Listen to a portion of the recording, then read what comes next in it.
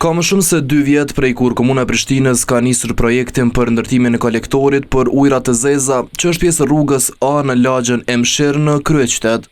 Por as pas kaq kohësh projekti nuk është përfunduar, duke lënë banorët e kësaj pjese të ballafaqohen për çdo ditë me kundërmimin nga ujërat e zeza. Nuk e di pse pelon çështë, se këtu duhet me ndreç, mos me lënë kështu me ujë. Po qarkulluhet ka shtëpia i ka fëmijë, bjen kosha, mytet kosha. Asamblisti i Shoqërisë Umanit thekson rreziqet shëndetësore që mund të shfaqen si pasojë e kësaj gjendjeje.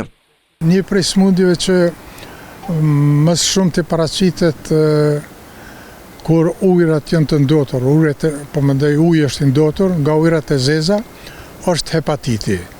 Të 3 llojet e hepatiteve zakonisht paraqiten kur ka ndotje të ujërave të zeza.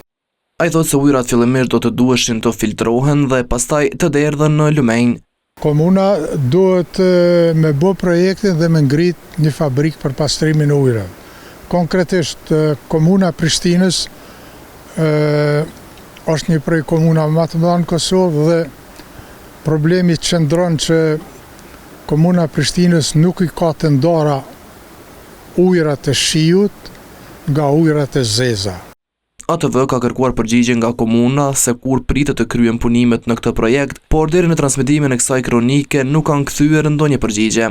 Duke njoftuar lajmin e gushtit të vitit 2023, kryetari Përparim Rama kishte thënë se me këtë projekt po japin fund pritjes shumë vjeçare të banorëve për eliminimin e kundërmimit në këtë lagje.